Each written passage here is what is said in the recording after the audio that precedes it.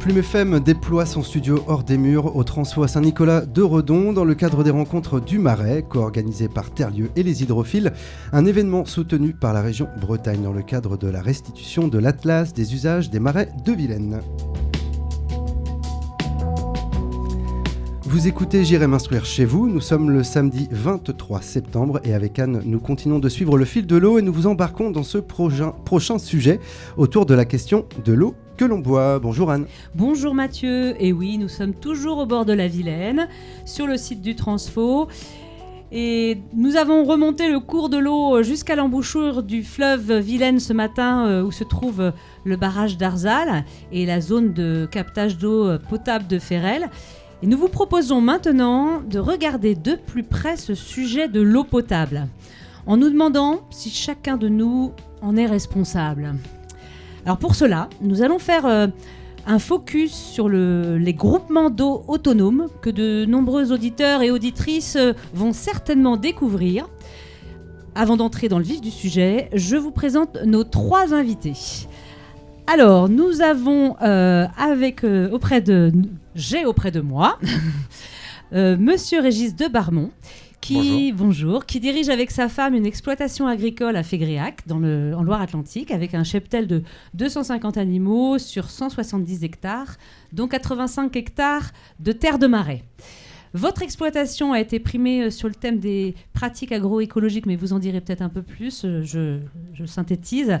Et vous êtes également élu, 2e adjoint délégué, responsable de l'urbanisme, de la voirie, des services techniques et des services d'eau.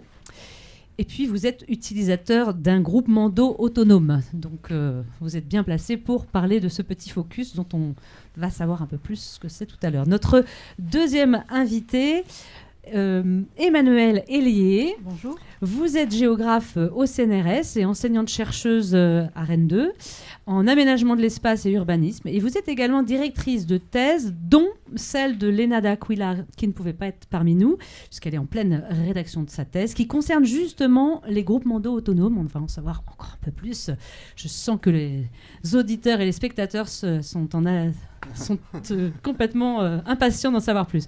Et puis notre dernière invitée, pour l'occasion, puisqu'aujourd'hui c'est la présentation de l'Atlas par l'association Terlieu, Arnaud Clugéry, je prononce bien ? Oui, c'est ça. Voilà, vous êtes directeur et porte-parole d'Eau et Rivières de Bretagne. Vous travaillez à Eau et Rivières de Bretagne depuis 1995, le siècle dernier, c'est ça ? Ça fait un moment, le voilà. millénaire dernier même. Et vous êtes venu spécialement pour cette présentation, la restitution de cet Atlas qui vient poursuivre une démarche que vous avez initiée. Peut-être qu'on peut commencer par ça. Vous pouvez peut-être juste nous dire c'est quoi les atlas Oui, parce que c'est une démarche assez innovante dans le paysage breton, dans le paysage de la gestion de la politique de l'eau. C'est l'idée qu'on a abordé la question des rivières et de leur protection dans un prisme très technique et très scientifique. Et que ce faisant, on a un peu abandonné ce qui faisait nos attachements au paysage, au territoire et à la question de l'eau, et même la dimension sacrée de celle-ci. Et c'est l'idée que peut-être que si l'on reconnecte un peu plus le sensible à la gestion et que l'on va vers les habitants pour leur demander finalement qu'est-ce qui fait la réalité de l'eau dans leur vie quotidienne, peut-être qu'on va redonner un peu de pouvoir aux citoyens pour retrouver des équilibres dans sa gestion et peut-être sortir de cette idée que le progrès va tout le temps nous sauver et essayer d'avoir des démarches que Bruno Latour, vous savez, le philosophe, appelle la réconciliation entre les modernes et les archaïques, et qu'il y a un chemin à trouver, et que ce chemin, c'est peut-être la question, la dimension culturelle qui va nous aider à le trouver. Donc les atlas, c'est sur des territoires, des collectes, des descriptions, des enregistrements vocaux, enfin c'est tout ce qui fait attachement pour vous. Mettre des mots sur ceci, sur ce que les habitants vivent au bord de leur rivière, et puis encourager ces mêmes habitants à porter l'avenir de leur rivière en disant que tout ça a de la valeur et tellement de valeur qu'on en fait un site internet où tout le monde peut aller retrouver cette collecte, écouter, entendre, mais aussi une démarche de création artistique en temps continu, rattachée à la dimension des droits culturels, et puis même ça peut déboucher sur des véritables créations artistiques Pour donner un exemple, le premier atlas sur lequel on s'est un peu frotté... c'était dans le Bélon, je crois. C'est ça, c'était dans le Finistère, sur la rivière du Belon, connue mondialement pour ses huîtres plates. Et on était accompagné par un auteur de théâtre, Alexis Fichet, qui en a tiré des fables de toutes ces discussions, ces palabres, ces causeries et ces traversées de territoire.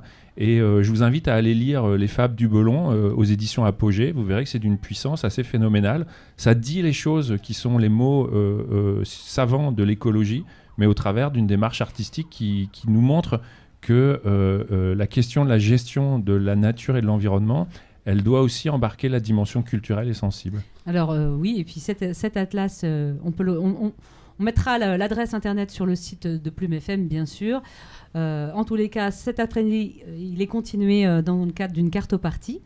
Et en parlant de donner la parole aux citoyens et leur pouvoir d'agir, c'est vrai que le sujet qu'on va aborder des groupements d'eau autonomes va vraiment pouvoir illustrer cette question de la responsabilité de chacun sur l'eau potable, pour en revenir un petit peu au sujet de cette table ronde.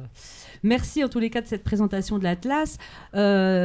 Et d'ailleurs, je pense qu'il faut quand même commencer par le début de l'histoire, parce que l'eau qui coule de notre robinet, c'est magique, on l'ouvre, mais quand on veut comprendre un peu dans quoi ça s'inscrit et comment fonctionnent ces petits cycles de l'eau par rapport aux grands cycles de l'eau, je pense que peut-être...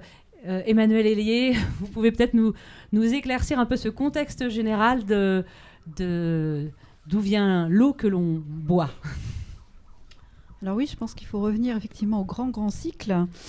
Les océans, on en a parlé ce matin, le littoral, les espaces continentaux, la Terre et l'atmosphère. Voilà, les trois parties. Et donc, se greffe sur ce grand cycle qui est en principe renouvelable, des prélèvements pour des usages et ensuite des rejets. Donc c'est vrai que l'eau est un cycle, c'est pas un stock, c'est un flux. Donc la préoccupation, c'est qu'effectivement, garder cette eau le plus possible en quantité pour les usages, et y compris pour les usages de la nature. La directive 4 sur l'eau de l'Europe édicte les besoins de la nature comme normalement premiers par rapport à nos usages à nous, prioritaires. Et donc, ce qui est recherché quand même de manière générale par les autorités publiques, c'est que la qualité de l'eau soit bonne pour la santé humaine et pour l'environnement. C'est ce qu'on appelle le petit cycle de l'eau. Vous avez présenté le grand cycle de l'eau. Et ce qu'on prélève, c'est ça, c'est le petit cycle de l'eau. Alors, oui, c'est une manière de le présenter, effectivement. Ce sont toutes les infrastructures, usines, un réseau qui vont se brancher sur une ressource naturelle qu'on appelle aussi les eaux brutes, et fournir cette eau après traitement à des usagers. Et ensuite, après l'usage, il y a une collecte ou un traitement individuel, ou une collecte qui va ensuite à la station d'épuration et qui retourne au milieu. Mais attention, on ne prélève pas à l'endroit où la station d'épuration des eaux usées a rejeté, même si cette station d'épuration des eaux usées doit avoir rejeté une eau conforme. Alors, je veux bien recueillir aussi l'expression des deux autres invités sur cette question d'eau que l'on boit, d'eau potable, puisque de par vos différentes compétences et qualités, vous avez aussi un regard et une proposition à nous faire. Et Régis de Barmont. Donc, je peux expliquer peut-être l'historique de nos groupements sur la alors, commune, oui, alors peut-être avant d'expliquer les historiques de groupements, c'était de comprendre un peu déjà globalement, d'habitude, comment est-ce que l'eau qui coule au robinet chez vous, c'est vrai que c'est un peu particulier, mais pour le grand public, avant d'en arriver à ces groupements autonomes qui fonctionnent un peu de manière parallèle, c'était de comprendre un peu la gestion de l'eau à l'échelle locale aussi, comment ça fonctionne. Et vous, en tant qu'élu de votre commune, la part de responsabilité peut-être que vous avez ou les enjeux Au niveau distribution d'eau sur la commune de Fégréac, on a toute la partie autour du bourg, c'est donc Atlantique Eau qui fournit, c'est l'eau publique, et tout le reste du territoire, c'est les groupements d'eau autonomes.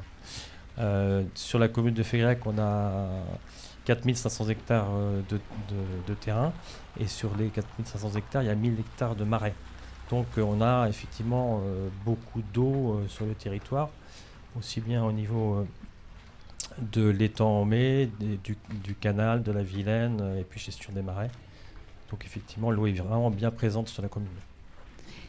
Alors, Arnaud Clugerie, c'est ça? C'est bien, c'est presque. Clugerie. Clugerie, pardon. À Eau et Rivière de Bretagne, ces questions-là, c'est vraiment une préoccupation, j'imagine? C'est une question centrale de l'association qui est assez singulière. Il n'existe pas d'association de protection de la nature centrée sur les questions d'eau ailleurs en France. Et c'est très lié à la particularité de la péninsule bretonne, où toute l'eau qui coule s'écoule sur le territoire, ce qui n'est pas si fréquent que ça.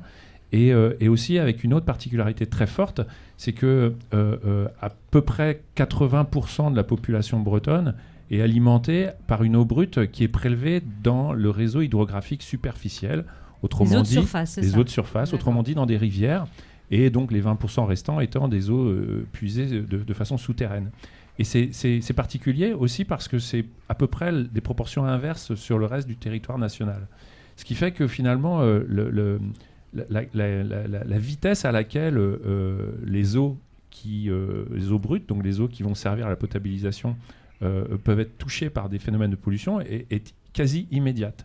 Là où parfois dans d'autres territoires, il faut des dizaines, voire des centaines parfois d'années pour que le stock souterrain soit touché. Donc en fait, ça a fait de la Bretagne une région qui, dès la révolution agricole après Deuxième Guerre mondiale, a produit ses premiers effets, ses premiers impacts sur l'eau, a été immédiatement révélée finalement par des difficultés d'alimentation en eau potable des populations. Et donc, Eau et Rivière, c'est aussi cette histoire-là, c'est aussi l'histoire de, pour sauver le saumon, il faut non pas simplement s'intéresser à l'espèce, mais aussi à son habitat. L'habitat, c'est la rivière. Il se trouve que la rivière, c'est aussi les fontaines de nos villes.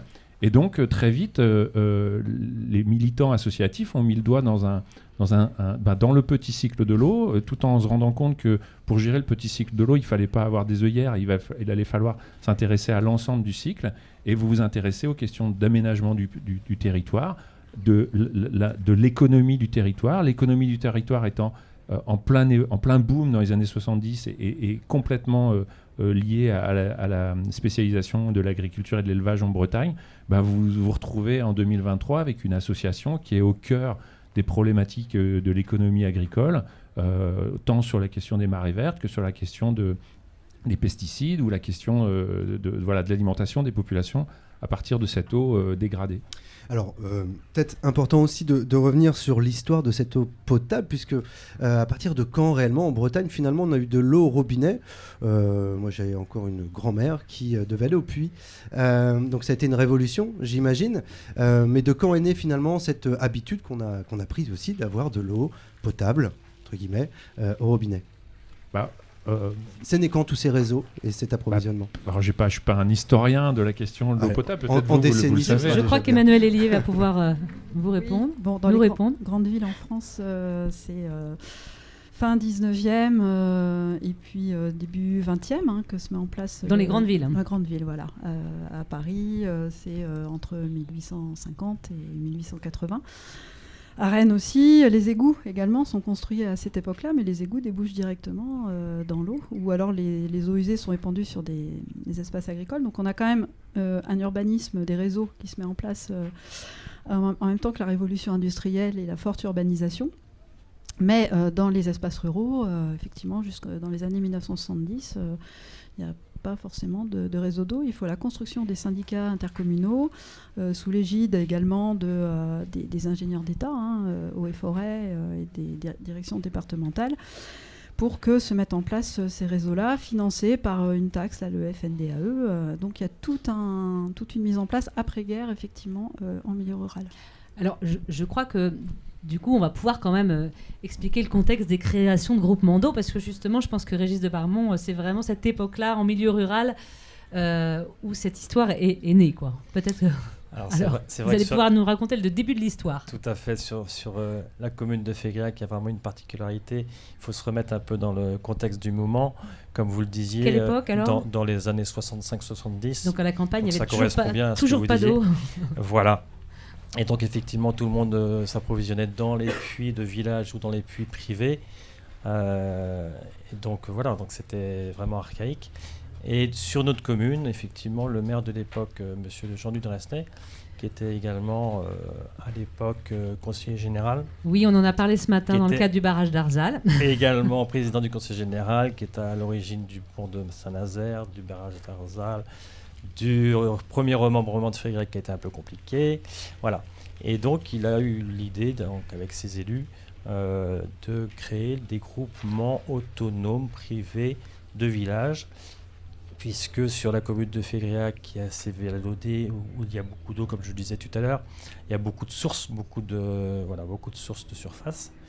Et donc, sur des terrains qui appartenaient à la commune, on créait des groupements d'eau. On a été jusqu'à 19 groupements d'eau sur la commune. Alors avant est-ce que vous pouvez nous expliquer c'est quoi un groupement d'eau autonome concrètement? Alors, au tout départ, donc c'était pour expliquer la création. Donc il y a eu l'aide de la commune, il y a eu l'aide du génie rural pour installer toutes ces circuits d'eau, tout en allant voir les gens et leur disant est-ce que vous voulez être branché ou pas, puisqu'il y a des gens qui disaient non, on ne veut pas être branché. Et puis 5 ans après, ils voulaient être branchés. Et un groupement d'eau, c'est une association, loi 1901, Ouais. qui a un président, qui a un bureau, et qui est habilité à revendre de l'eau. Et à prélever de l'eau, du coup. À prélever de l'eau et à le revendre. Voilà. Donc, dans les années 70, on a été jusqu'à, comme je disais, jusqu'à 19 groupements d'eau sur la commune, c'est quand même pas rien. Et actuellement, il nous en reste 13. Alors, c'est assez unique sur le département. Je pense qu'on est quasiment les seuls à avoir autant de groupements d'eau autonomes. Sur la commune de Saint-Nicolas, il doit en rester 3 ou 4, je pense. Et sur Avessac, il doit en rester 3 ou 4 aussi. Donc en Loire-Atlantique, comme ça, il y a ce voilà. petit... Ce petit noyau, noyau de- voilà, ça a dû donner un petit peu d'idée aux autres. Voilà. Donc, donc il y a un bureau dans chaque groupement d'eau qui est constitué des habitants du village. Des habitants du village, bien sûr. Bien sûr. Alors, donc, les groupements d'eau sur la commune de Fégréac, ça va de 18 compteurs jusqu'à 100, 110 compteurs. Donc, c'est vraiment que c'est très, très varié. C'est vraiment lié à la géographie des villages. Voilà. Et donc, effectivement, il y a un bureau, il y a un président, il y a un trésorier, il y a un secrétaire ou une secrétaire, et puis quelques membres. Et puis, souvent, une ou deux personnes aussi qui va s'occuper de la maintenance. Maintenance parce que c'est souvent une petite cabane où il y a tout le système de pompage et de traitement, s'il y a besoin. Et voilà, donc c'est vraiment sur le bénévolat. L'objectif n'est pas faire de l'argent, l'objectif est d'équilibrer les comptes, et l'objectif est de vendre de l'eau de qualité et de faire en sorte aussi qu'en amont, il y ait des pratiques, soit agricoles, soit individuelles des habitants, qui soient à la hauteur. Alors justement, on va revenir là-dessus tout à l'heure, parce qu'en fait, c'est vrai que pourquoi on trouvait intéressant d'aborder sous l'angle des groupements d'eau la question de la responsabilité, c'est que dans ce contexte-là, vous êtes tous responsables directement de l'eau que vous buvez. Mais ce qui est intéressant, et ce qui nous a amené à découvrir les groupements d'eau, c'est qu'il y a l'université de Rennes 2 qui s'est intéressée au sujet. Emmanuel Hélier, pourquoi ? Puisque apparemment Léna Dall'Aquila qui fait une thèse sur ce sujet, comment c'est arrivé à vos oreilles, j'ai envie de dire, comment il y a ce travail de thèse, avant de savoir un peu ce que le travail de recherche a pu provoquer chez les citoyens qui participent, enfin qui ont des groupements d'eau. Peut-être que vous pouvez nous dire pourquoi ça vous a intéressé dans votre laboratoire.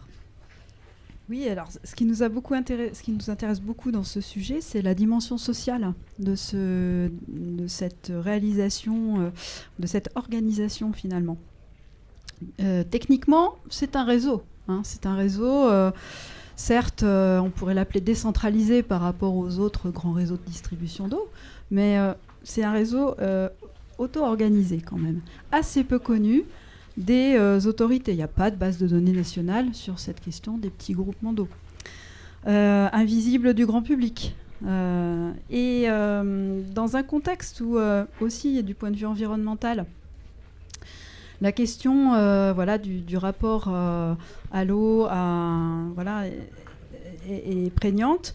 L'idée était quand même de regarder si dans ces petits groupements, les membres et les personnes engagées dans leur gouvernance, on va dire, étaient plus en responsabilité pour le coup par rapport aux questions qui se posent de pénurie, de qualité, et plus attentifs, et éventuellement pouvaient proposer des formes qui sont d'avenir et pas seulement un reliquat, parce que la tendance quand même actuelle qui a été mesurée par la doctorante, qui a travaillé dans 3 départements, la Nièvre, la Loire-Atlantique et le Finistère, a observé quand même qu'il y a une réduction. C'est les 3 seuls endroits en France où il y a ce type d'organisation ? Alors, elle ne pense pas. Il faudrait investiguer d'autres zones, notamment de montagne, Pyrénées, Alpes, pour retrouver sans doute des groupements et des fonctionnements de cette manière-là, autonomes. Mais elle a quand même trouvé dans la Nièvre un très très grand nombre de groupements et des instances départementales qui, elles, étaient plus au courant de cette réalité-là. Voilà, et donc elle a pu plus échantillonner et avoir des entretiens nombreux pour déterminer comment socialement, finalement, aussi ces groupements d'eau font solidarité dans les territoires. Alors, c'est vrai qu'on va réélargir un peu parce que c'est vrai que les enjeux dans les systèmes classiques sont énormes pour maintenir la qualité et la quantité d'eau.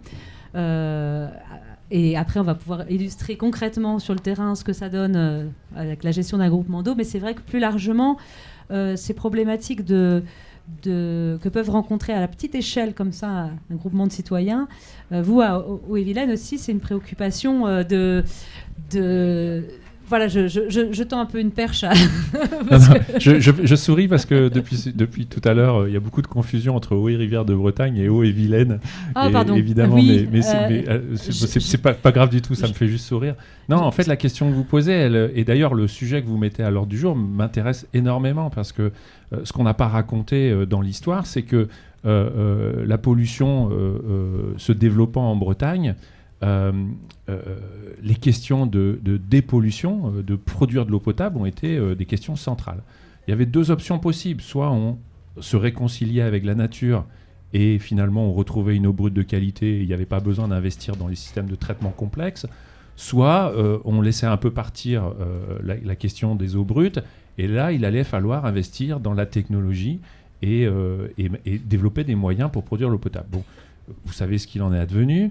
Et pour développer des moyens de traitement, eh bien, on a fait appel à des entreprises privées. Et là, c'est le débat régie publique, régie privée. Et les entreprises privées ont pris le pouvoir en France de la distribution de l'eau potable, à peu près partout, se partageant les marchés comme un cartel l'aurait fait. Elles ont d'ailleurs été souvent condamnées pour des pots de vin, etc., enfin des dessous de table. Donc bref, c'est une histoire qui n'est pas toujours très glorieuse. Et je regarde mon voisin comme un résistant. C'est un résistant. Les petites adductions locales associatives ont été laminées par ces grands groupes qui sont les fleurons de multinationales de l'eau française. Et donc, je le vois un peu comme un résistant. Et puis, aujourd'hui, je ne peux pas m'empêcher de me dire qu'à l'époque où, dans un temps où on ne parle que d'interconnexion pour sécuriser les populations, on n'a jamais autant éloigné les consommateurs d'eau de la ressource. Les gens qui boivent l'eau au robinet, parfois, ont des démarches très vertueuses dans le reste de leur alimentation pour acheter local et boivent de l'eau qui, parfois, parcourt des centaines de kilomètres pour arriver chez eux.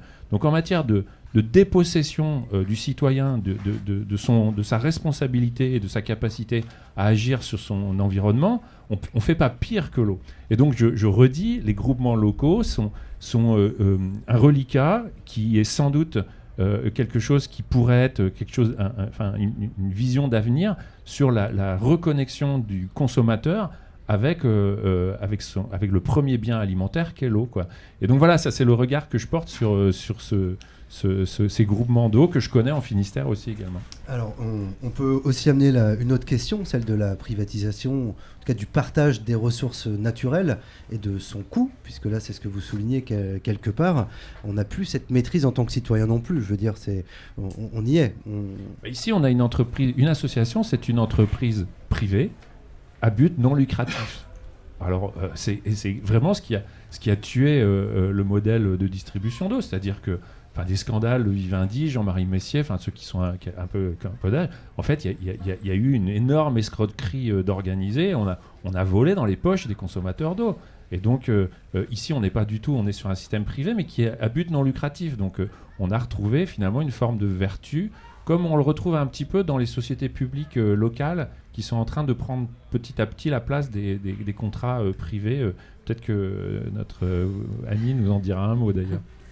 Emmanuel Hélier. Oui, je pense que ce qui est très important et ce que regarde la thèse en cours, c'est la connexion aussi entre les groupements d'eau et les pouvoirs locaux.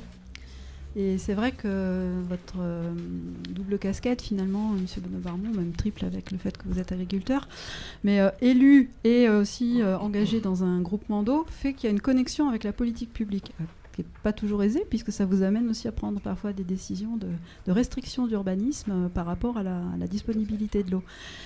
Mais l'idée n'est pas d'opposer des modèles, mais de voir aussi quelle complémentarité pourrait se poursuivre, voire s'approfondir entre les groupements d'eau et les pouvoirs locaux, sachant que ces pouvoirs locaux, justement, sont de plus en plus regroupés dans des grandes structures, à la faveur de la réforme territoriale. Donc, pour moi, il n'y a pas seulement des entreprises privées qui interviennent, mais il y a aussi la responsabilité des pouvoirs publics, État et aussi les collectivités territoriales, pour garder le contact avec le très local et aussi aider au maintien. Et le maire est responsable des groupements d'eau, finalement.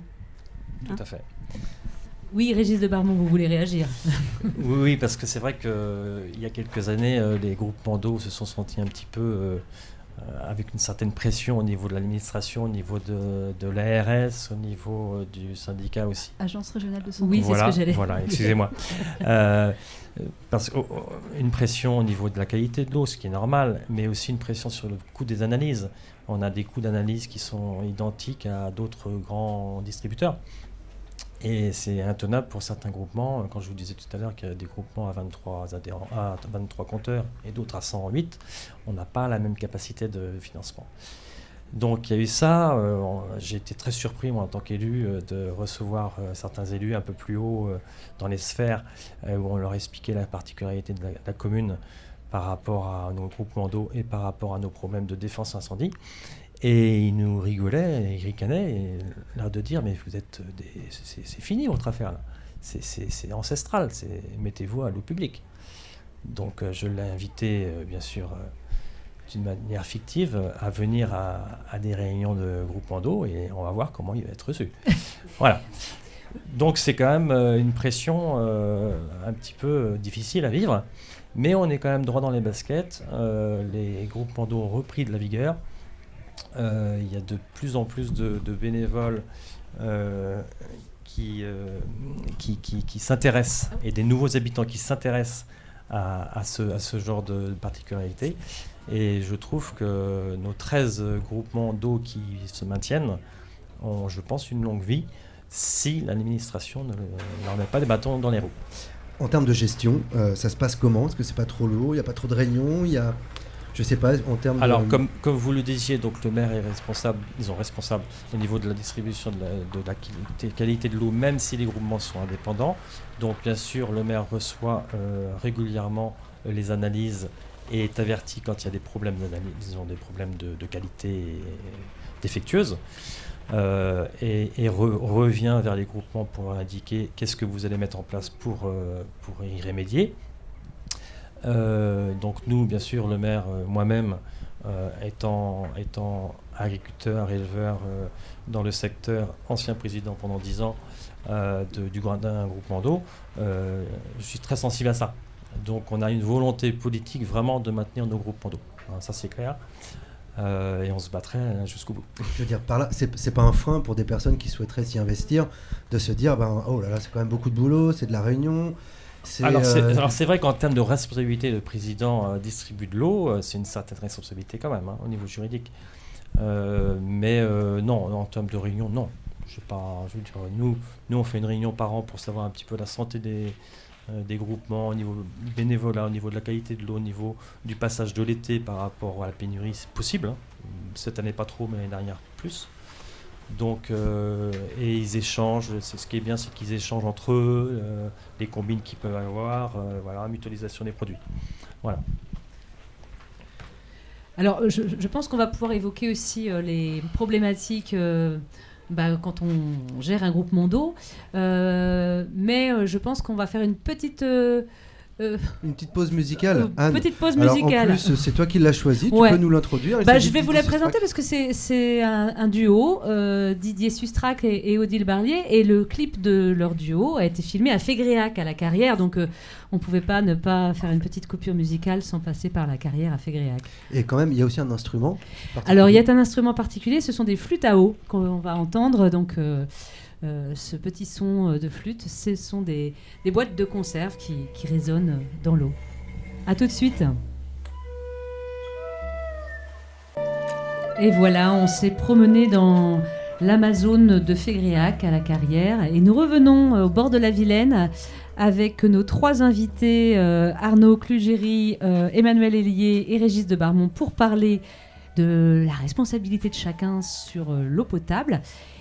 Et pour repréciser les choses, puisqu'on parlait des groupements d'eau autonomes qui sont un peu des ovnis dans le terme de gestion de l'eau, et puis parce que nos spectateurs ici voulaient mieux comprendre, je voudrais que Régis de Barmont nous précise exactement, concrètement, c'est quoi les différentes... à quoi ça ressemble et c'est quoi votre quotidien comment l'eau est prélevée, voilà, le petit chemin. Alors déjà, un groupement d'eau autonome, c'est un point de pompage.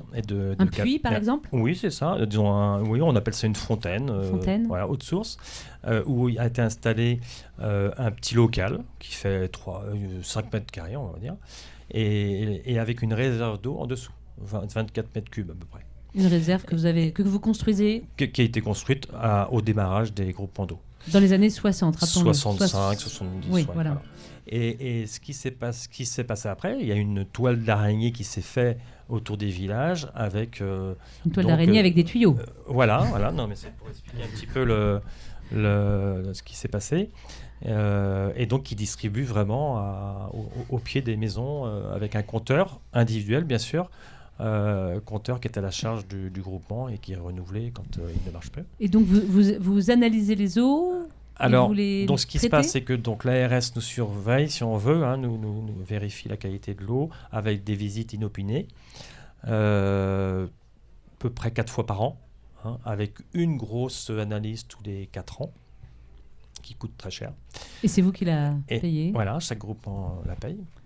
Et donc le travail quotidien, pour revenir au travail quotidien des bénévoles, c'est 1 ou 2 bénévoles qui va passer quasiment tous les jours pour vérifier les pompes, vérifier le débit, vérifier s'il y a une pompe à chlore, s'il y a un système de dénitrification, s'il y a un système de traitement, vérifier toute l'installation pour que vraiment au quotidien, tous les adhérents aient vraiment l'eau de qualité et avec le débit qu'il faut.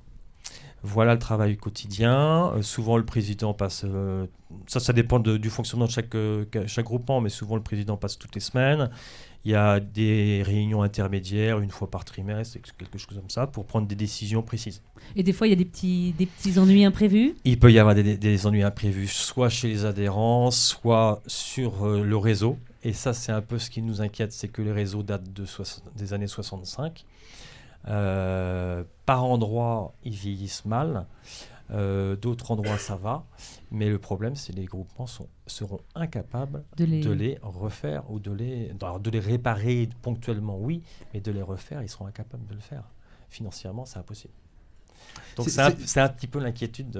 C'est déjà un petit peu la question qui se pose au niveau national d'ailleurs. Hein. C'est combien 50, pas loin de 50% de l'eau. Sauf que c'est pas le même budget dont disposent les, non.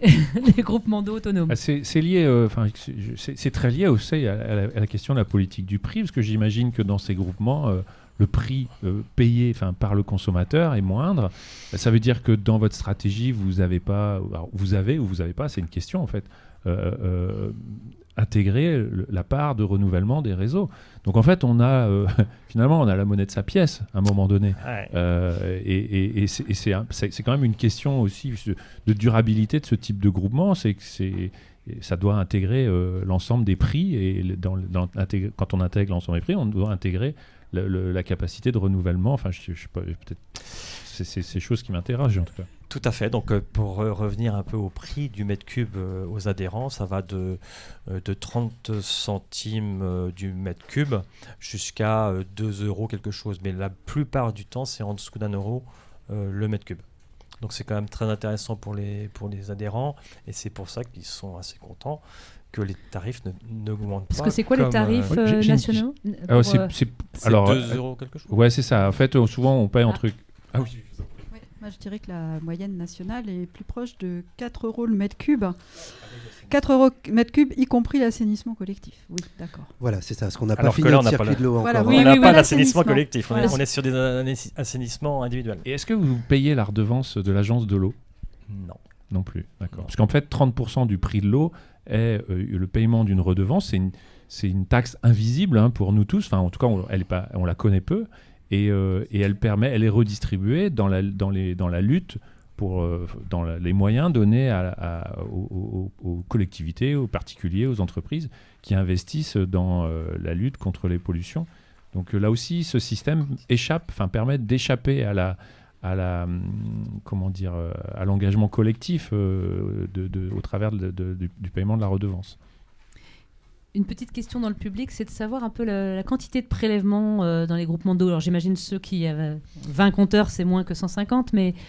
Alors c'est très variable suivant l'existence de fermes intégrées au groupement. Il y a des groupements qui n'ont plus du tout de fermes intégrées. Donc là, le problème, c'est qu'ils ont forcément moins de mètres cubes de vendus. Et donc, ils vont diluer toutes les charges type analyse, etc., qui sont assez élevées, sur des mètres cubes qui sont moindres. Alors que des groupements qui ont des exploitations adhérentes et qui ont la capacité de débit pour l'exploitation. Voilà, par exemple, un village où il y a 108 compteurs, effectivement, il y a plusieurs fermes. Et là, forcément, ils ont un budget et c'est combien de mètres, ça correspond à combien de mètres cubes? Parce qu'il y en a qui sont pointus sur les chiffres. Alors là, je n'ai pas ça en tête. Je sais que notre groupement qui a 47 compteurs, on doit être à 10 000 mètres cubes, je crois, par an, il me semble. Bon, ce sera à vérifier. Il me semble. Mais en même temps, je profite que vous parliez des exploitations agricoles sur les groupements d'eau, enfin dans les villages, parce que dans certains groupements d'eau, il me semble que ça peut être problématique parce que quand l'exploitant agricole ne vit pas dans le village, il n'a pas forcément la même préoccupation de la façon dont il produit, quoi. Eh bien, moi, je vais vous parler de mon cas, comme ça va être clair. Hein. Le groupement de la Métairie, moi, j'étais la seule ferme à prélever donc, au niveau de cette source. Et effectivement, il y a eu des années, 2005, où ça a été très, très juste en capacité de distribuer à tout le monde. Donc, moi, je n'osais pas partir du groupement puisque c'était une part du chiffre d'affaires. Et en réunion, j'aurais dit, écoutez, soit je fais mon forage, soit je reste avec vous. Mais il ne faudra pas me dire tous les étés, attention à tes vaches qui boivent. Donc finalement, ils m'ont autorisé à partir pour faire un forage. Mais je suis toujours lié avec le groupement. Oui, donc forcément, on a diminué le nombre de mètres cubes prélevés. Mais ça a un petit peu augmenté le tarif. Mais parce que là, vous évoquez la quantité d'eau, mais la qualité d'eau aussi. Alors la qualité d'eau, ce que vous faites dans votre ferme a aussi une incidence sur la qualité d'eau. Tout à fait. C'était plus ça que je voulais évoquer. Mais... En termes de rejet, en fait. Hein. Ah oui. Au niveau de pratique, peut-être, pratique agricole. Oui, parce que c'est vrai que elle est prélevée directement, donc j'imagine qu'il y a une incidence. Alors c'est vrai que quand il y a des incidences, on va partir de la source. Hein, quand il y a des problèmes, par exemple, de nitrate, et bien forcément derrière on va aller en amont et on va se dire tiens, qu'est-ce qu'il peut y avoir, Est-ce qu'il n'y a pas une fosse, il n'y a pas un fossé, il y a quelque chose qui ne va pas. Donc on va aller effectivement voir les agriculteurs, mais les agriculteurs sont quand même conscients qu'on a besoin d'une qualité d'eau irréprochable. Donc il y a quand même une prise de conscience en amont de l'agriculteur. D'accord. Hein. Et sur la commune de Féréac, on a à peu près 50% de la commune qui est en bio, et on est plutôt sur une agriculture relativement raisonnable. Parce que je veux bien passer la parole à Emmanuel Elie, parce que je pense que ce n'était pas le cas partout, où il y a peut-être des nuances sur... Oui, et les périmètres de protection de captage dont mon voisin voulait parler sans doute, ne sont pas présents partout. Il n'y a pas de déclaration d'utilité publique et pas d'obligation de le mettre en place. Néanmoins, quand il y a un problème de distribution d'eau qui est bien une question de santé publique, se mettre en place des mesures, voire un périmètre. Lors de nos visites de terrain, dans le cadre de la recherche, nous avons bien constaté que dans la même commune, certains groupements d'eau étaient dotés d'un périmètre de protection immédiat et rapproché, et dans d'autres communes, il n'y avait pas du tout de périmètre immédiat. Donc des risques effectivement de pollution. Et après, soit les pollutions sont traitées par un dénitrificateur, soit des mesures préventives aussi peuvent être mises en place. Donc voilà, tout dépend après des démarches volontaires. Il y a des démarches plus ou moins volontaires, mais qui sont obligatoires quand il y a un problème, comme vous le disiez. C'est vrai que c'est un peu l'envers du décor, parce que tout à l'heure, je vantais le système qui est un système un peu en résistance face à la dépossession de la distribution de l'eau par les entreprises et par l'éloignement. Souvent, on a concentré les moyens de distribution. Il ne faut pas nier qu'il y a des effets d'aubaine. On a parlé du prix, il y a des effets d'aubaine d'échapper à certaines redevances. Il y a des effets d'aubaine aussi d'échapper à la réglementation qui s'impose par ailleurs, notamment sur l'obligation d'installer des périmètres de protection, qui est une démarche... mais à la fois, le système il peut être vertueux si en effet on reconnecte l'usager de son acte au quotidien. Donc là, on parlait de votre exploitation agricole. Vous seriez la première victime de vos propres mauvaises pratiques. On ne peut pas faire mieux en termes de responsabilisation, quoi. Bon, ceci dit, voilà, faut pas non plus le voir comme quelque chose de merveilleux.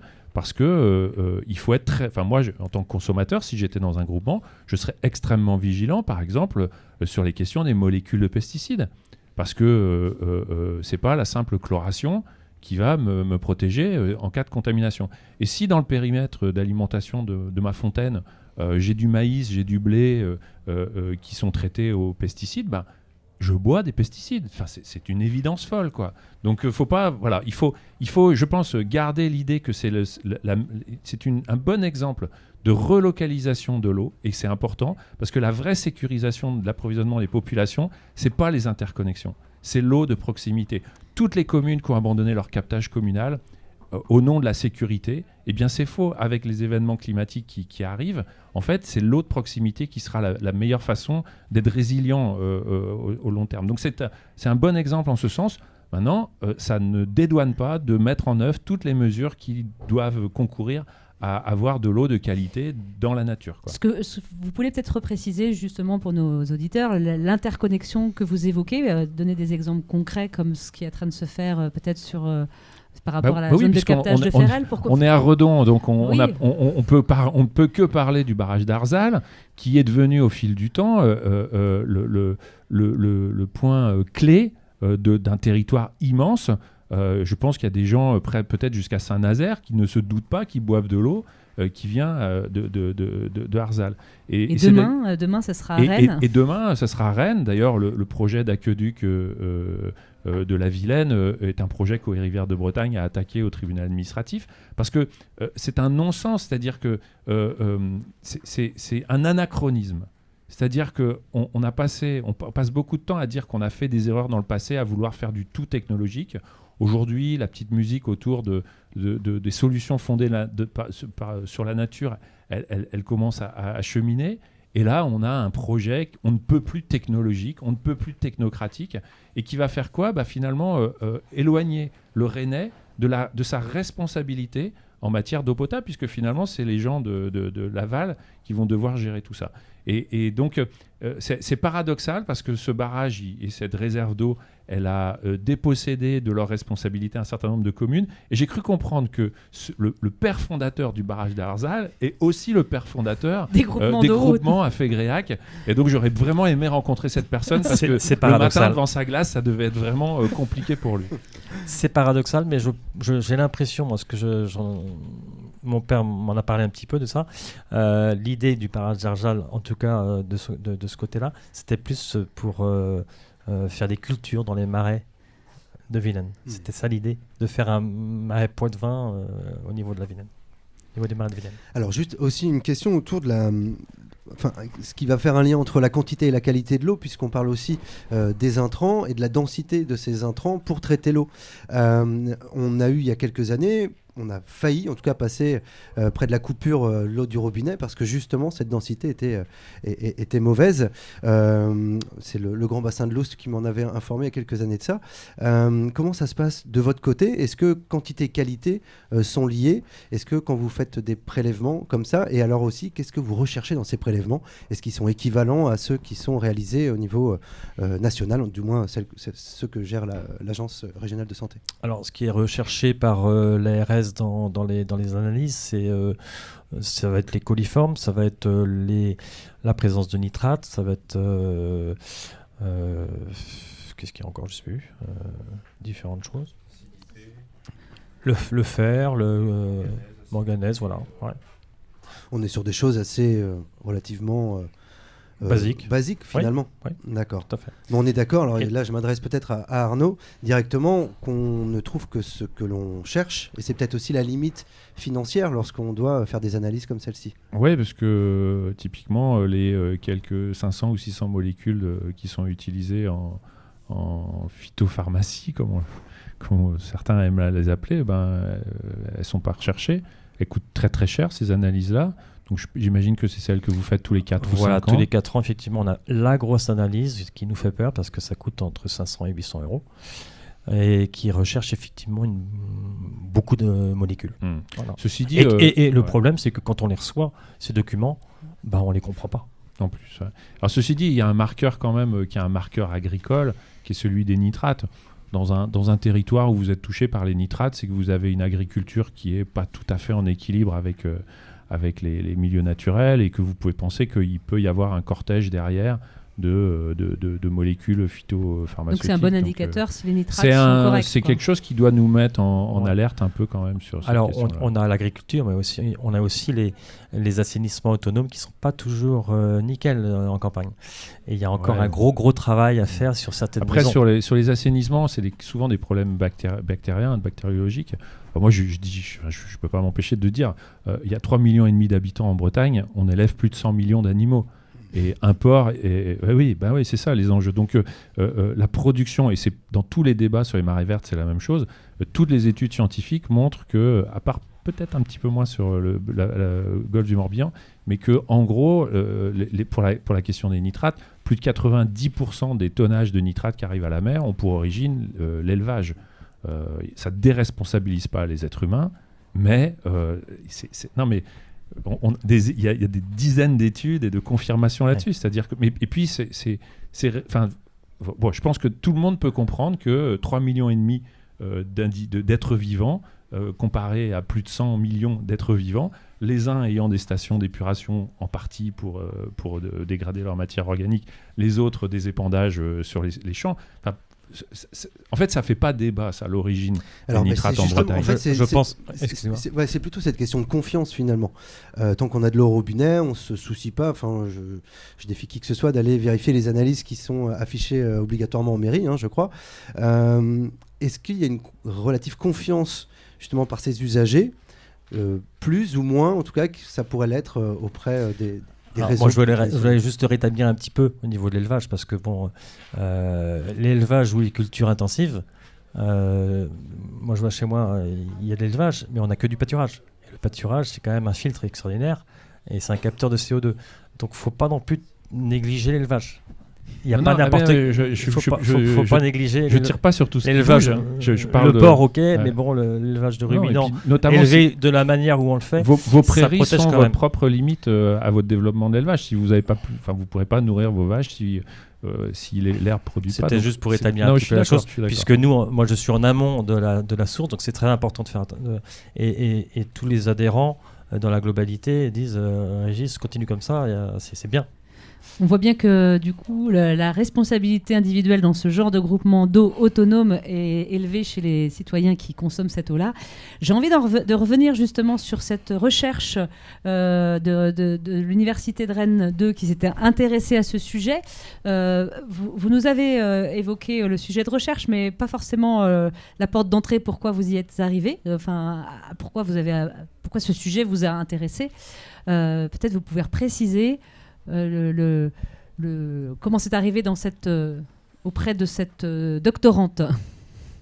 Alors c'est arrivé parce qu'elle s'intéressait d'abord à des pays étrangers.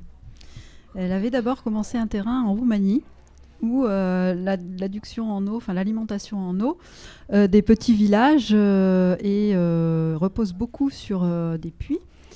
Elle s'interrogeait pour savoir comment allaient être mis en place des réseaux plus sécurisés, plus universels, s'il y avait des coopérations et comment ils allaient être financés parce que les populations sont très, très pauvres.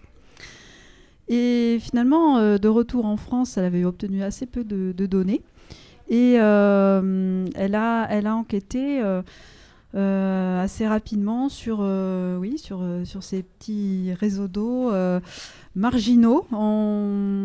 Elle s'est quand même attachée à des signaux faibles, comme on dit en recherche, des petits réseaux par l'interconnaissance. Je pense qu'elle a enquêté d'abord sur l'agglomération, voir quel était le service d'eau et elle est entrée en contact avec des personnes ressources proche de l'agglomération, du conseil de développement, qui lui ont indiqué qu'il existait ce système. Donc elle est passée à la fois d'un terrain étranger au terrain régional et local, et elle a trouvé de l'intérêt parce que justement c'était peut-être une opportunité de voir comment socialement on pouvait continuer peut-être à avoir des services d'eau plus résistant. Donc c'est le volet social et puis la dimension de voir si c'est un système qui est en train de se terminer ou qui peut se développer, Alors se développer, non. Peut-être pas. Non, c'est plutôt comment il peut continuer à tenir et comment il est reconnu par les pouvoirs publics. Voilà. Oui, alors justement, cet aspect-là des pouvoirs publics qui n'ont pas forcément connaissance localement et puis nationalement, qui n'ont pas forcément connaissance de ces groupements d'eau. Du coup, je me tourne vers Régis de Barmont pour savoir aussi également ce que ce travail de recherche a produit auprès de vous, puisqu'on est venu vous enquêter, on est venu vous interroger. Ça s'est pas forcément tout de suite fait avec un peu de méfiance peut-être, ou pas, mais en tous les cas... la connaissance des collectivités et puis l'accueil sur la recherche. Nous, on est ravis de voir du monde arriver et puis s'intéresser à nos groupements d'eau, puisque à l'image de, disons, quand on voit certains politiques qui sont un peu surpris de notre système, donc on est ravis qu'ils se soient intéressés. Et puis nos échanges ont été très constructifs et très intéressants. Moi, j'apprends des choses à votre contact. Et je pense si on peut apporter des choses aussi dans la rédaction de cette thèse. Et nous avons prévu de restituer effectivement les résultats, enfin du moins des réflexions, en novembre-décembre avec nos interlocuteurs, effectivement. Oui. Ça sera avec plaisir. Alors, mais quand même, à cette question de savoir si les utilisateurs de ces groupements d'eau étaient plus confiants que les consommateurs lambda, est-ce que vous avez déjà des éléments de réponse, du moins au moins qualitatifs ? Alors non, pas encore. Ce programme est en cours. Je mentionne aussi qu'il est en cours avec des juristes. Nous ne sommes pas tout seuls les géographes. Il y a aussi une collègue juriste, Nathalie Hervé-Fournereau, et une de ses doctorantes. Donc, on n'a pas encore de résultats là-dessus. Et puis la doctorante en géographie a interrogé surtout des personnes impliquées dans la gestion et pas forcément des usagers lambda, etc. sur les comportements. Néanmoins, je voudrais souligner 2 points. Il y a les sociabilités locales qui se développent autour de ces groupements d'eau. En tout cas, la vie des villages, la vie associative sont mélangées finalement avec la vie des groupements. Voilà, donc différentes manifestations culturelles, des réunions qui sont formelles ou informelles, très attendues à la fois par des anciens habitants, mais aussi par les nouvelles générations de résidents. Et puis des journées sont prévues pour sensibiliser les jeunes générations aussi à la spécificité de la gestion de l'eau dans ces groupements et à l'importance de préserver l'eau. Donc il y a une sensibilisation et de manière générale, ce qui est très important pour la confiance, c'est l'information. Et en fait, ça c'est un droit européen, c'est la convention d'Aarhus. Donc tout citoyen a droit à une information environnementale complète sur le nucléaire, sur plein de choses, et notamment sur la qualité de l'eau. Donc les données doivent être rendues publiques. Et les données des groupements d'eau. Oui, voilà, sur la qualité de l'eau en particulier. Et donc, de la qualité, justement, de l'information dépend aussi la confiance de l'usager. Ça, c'est général. Alors, un petit bémol, quand on voit qu'il y a des taux qui réaugmentent parce qu'ils dépassent, là, on est aussi en droit de se poser certaines questions. Et peut-être qu'Arnaud aussi, ça, on va dire que c'est une confiance à géométrie variable. Oui, mais non. Oui, parce que la confiance, elle se décrète pas et en matière d'eau, il y a beaucoup de raisons de s'interroger et en permanence, et il faut oser questionner. Et non, parce que ce système-là, il est quand même beaucoup plus accessible. Ce système-là, les groupements d'eau ? Bien sûr. En fait, l'eau locale, l'eau du village, c'est l'eau de mon voisin, c'est l'eau de mon élu, c'est l'eau de Jean-Michel que je croise le matin et à qui je peux lui dire ça se passe comment, etc. L'eau qui vient de Harzal, à qui vous allez demander comment elle est en ce moment aujourd'hui, quand vous habitez à Saint-Nazaire, c'est plus votre eau. Vous n'avez plus vous avez plus du tout aucun accès, direct à l'information. Bien sûr, vous allez sur le site internet, etc. Pas de problème. Mais vous n'avez plus ce rapport direct avec y compris l'agriculteur qui est finalement un producteur de biens alimentaires. Mais l'eau est un bien alimentaire, donc il est lui-même producteur de l'eau, donc vous pouvez l'interpeller. Et donc j'ai quelque part ce rapport de proximité, m'intéresse énormément parce que je pense que c'est la voie à suivre. Il faut relocaliser la production alimentaire, et l'eau en est un bien. Et en même temps, il faut oser le questionner, il faut oser... chacun a ses responsabilités, et il vaut mieux avoir un individu plutôt qu'une boîte vocale sur un ordinateur pour le secouer un peu, pour qu'il aille dans le sens que le consommateur veut, dans lequel le consommateur veut qu'il aille. Oui, alors je pense qu'on va peut-être réponse de Normand. Avancer vers la conclusion pour pouvoir se faire. Je pense que les spectateurs et les auditeurs ont découvert, en tous les cas, un système qui a des avantages et puis des inconvénients, qui, en tous les cas, illustrent clairement le fait que plus on est proche de la source, plus on se sent responsable de cette eau qu'on boit. Ça, c'est indéniable.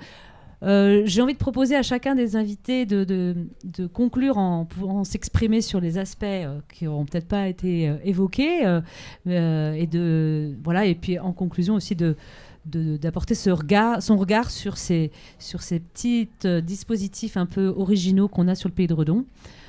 Qui veut Régis de Barmont. Moi, je veux bien. Moi, j'irais plutôt vers les avantages et les inconvénients de notre système de groupement d'eau sur la commune de Fégréac.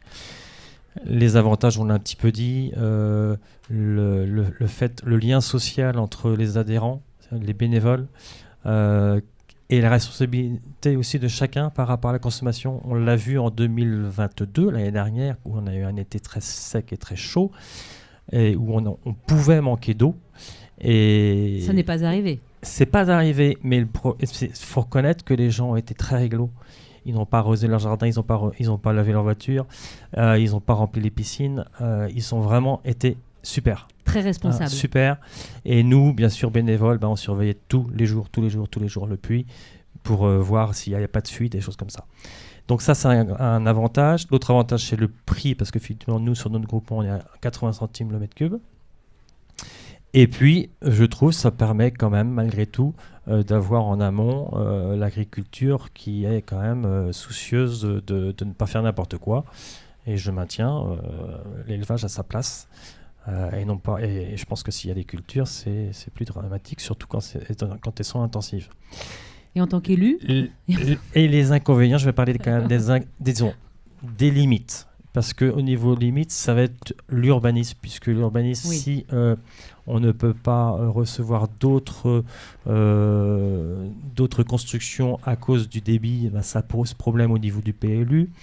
On a aussi le problème de la défense incendie depuis 2020. On doit avoir une défense incendie pour toute construction nouvelle ou réhabilitation de vieilles étables ou de vieilles bâtisses. 400 mètres, une défense incendie. Et les groupements d'eau ne peuvent pas distribuer 60 mètres cubes par heure ou des débits suffisants. Donc ça, c'est une contrainte pour la commune de Fégréac en termes de construction nouvelle.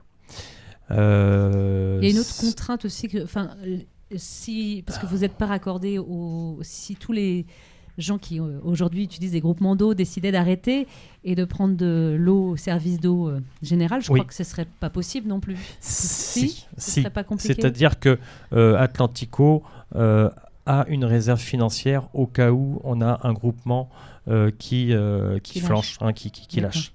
Donc ça, c'est toujours possible. C'est vrai que les 10 dernières années, il y a eu quelques groupements qui ont lâché puisqu'il n'y avait plus de bénévoles ou des problèmes de qualité ou des problèmes de débit. Et donc Atlantico a pris le relais. D'accord. Mais quand ils prennent le relais, c'est tout ou rien. Ah oui. Donc on ne parle plus de réseau. Ils refont leur réseau et voilà. Et après, c'est terminé. On ne revient pas en arrière. D'accord. Hein. Voilà un petit peu. Et vous vouliez évoquer un autre... Et en tant qu'élu, je vais renouveler qu'en tant qu'élu, on surveille de près nos groupements et on est très très attaché aux groupements. Et je pense que les gens, ça représente quand même 50% de la population, les groupements. Et les gens tiennent à leur groupement. Quelquefois, les nouveaux arrivants sont un peu sceptiques, mais bon, globalement, adhèrent bien. D'accord. Voilà. Merci beaucoup. Qui veut prendre la parole pour conclure et puis donner son avis? Moi, cette discussion, elle me fait quand même bien me sentir au cœur d'un sujet plus vaste, qui est celui de l'eau en tant que bien commun. Et pas une ressource marchande comme on peut parfois le penser. Ici, on a une gestion d'un bien commun, une gestion collective de proximité avec de l'intelligence collective. Là, on vient de parler de l'épisode 2022. Cette question de la sobriété, c'est la meilleure voie possible pour les dérégulations qui nous arrivent climatiques. C'est-à-dire que la meilleure des ressources, c'est la ressource locale, je l'ai déjà dit plein de fois, et puis c'est aussi l'eau qu'on n'utilise pas. Et donc on voit qu'ici, quand on gère l'eau au plus près, finalement il y a une sorte d'intelligence collective et sociale, qui se renouvelle, parce que, qui existe, c'est-à-dire la sobriété, elle était une évidence. C'est du bon sens. Parce que c'est le voisin, c'est-à-dire c'est l'eau que je prends, c'est l'eau que je prends au voisin. Quand c'est l'eau que je prends, c'est l'eau que je prends à je ne sais pas qui, je ne sais pas où, c'est pas tout à fait la même intelligence sociale qui se déploie.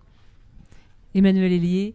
Oui, alors se pose une question, c'est-à-dire que le commun peut être à l'échelle locale, mais il peut être aussi à une échelle plus large. Et la loi sur l'eau de 1992, dans l'article 1er, indique que l'eau est patrimoine commun de la nation. Et ça peut poser des questions sur effectivement la pertinence de gérer cette eau aussi à l'échelle des grands bassins versants, etc. Enfin, y a d'autres échelles finalement que le local dans lequel est pris le local, donc, et des échelles notamment qui fixent des normes, qui fixent un certain nombre de règles.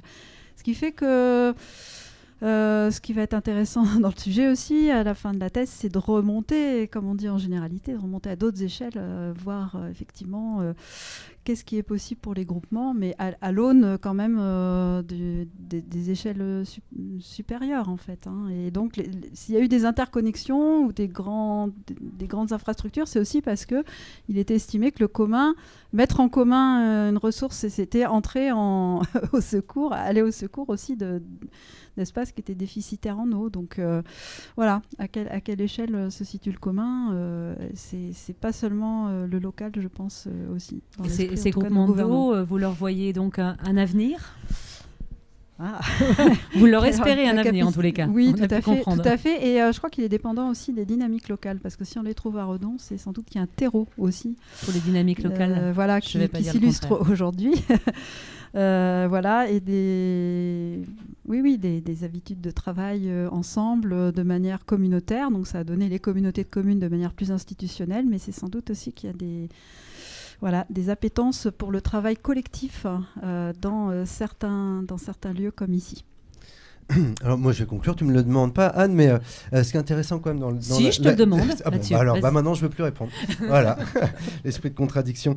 Ce qui est intéressant, c'est de faire le lien quand même entre urbanisme et capacité à avoir une ressource en eau localement. Et c'est vrai qu'on est parti de loin dans l'autre émission, puisqu'on est parti dans les années 70 où tout est né là finalement de nos réseaux, notre capacité à pouvoir développer aussi des villes parce qu'on pouvait les approvisionner en eau. On voit aujourd'hui qu'on est en train d'approvisionner le bassin rennais aussi avec cette même eau.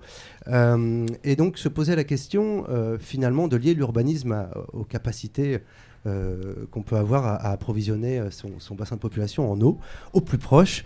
Et c'est vrai que ce serait encore une autre manière de réfléchir urbanisme, mais ça tombe bien puisque Terlieu, je crois, elles sont architectes. Elles vont continuer le travail. Mais c'est vrai qu'effectivement, peut-être qu'un jour, on ne pourra plus habiter sur un territoire parce qu'il ne sera pas en capacité de nous donner de l'eau potable. Là, je laisse quand même. Ouais, non, c'est vrai. Et d'ailleurs, c'est assumé, plus ou moins assumé sur les questions d'assainissement. C'est-à-dire qu'avant même de parler d'eau potable, il y a des collectivités qui étaient bloquées dans leur urbanisation tant qu'ils ne faisaient pas les travaux sur l'assainissement. Alors, c'est plus ou moins bien le blocage. Mais n'empêche que cette règle-là d'urbanisme, elle était assez connue et elle n'est jamais déployée sur l'alimentation en eau potable. Et rarement. Et alors, sauf chez vous, finalement, ce qui est bien le contre-exemple de l'intelligence de la gestion de l'eau en local, et ce que je reproche aux interconnexions dites de sécurité, c'est que finalement, on fait croire à des territoires qui n'ont plus du tout la capacité d'accueillir des entreprises, des publics, etc. On leur fait croire de façon artificielle que si, on peut quand même, parce qu'il y aura toujours des tuyaux pour leur amener de l'eau. Sauf que en 2022, y compris les meilleurs territoires interconnectés, ils étaient à 10 jours de couper l'eau. Donc en fait, la logique du tuyau, c'est un mirage à un moment donné. Et ça deviendra encore plus un mirage avec le dérèglement climatique. Donc encore une fois, il faut relocaliser et gérer au plus près des habitants la ressource en eau. Alors voilà, moi je vais saisir la balle au bon parce que ces 2 tables rondes organisées dans le cadre des rencontres du Marais sont organisées avec Plume FM, mais aussi les hydrophiles, puisque notre cheval de bataille aux hydrophiles, c'est de défendre un peu cette thématique de l'eau et de la prendre en considération au local, mais avec une vision un peu globale des enjeux. On a pas mal d'actions en cours pour sensibiliser les publics et essayer d'agir. Alors, on espère bien continuer les partenariats avec Plume FM. Je veux remercier mes 3 invités pour la qualité de nos échanges. Et puis, j'espère que le public a découvert les groupements d'eau autonomes et aura envie d'aller s'informer ou auprès d'eau et rivières, et puis peut-être de découvrir la thèse de Léna Dell'Aquila en cours. Merci Mathieu. Eh bien, merci à tous. Vous retrouverez donc cette émission J'irai m'instruire chez vous en podcast sur plumefm.net, partout dans le monde en plus. Allez, ciao.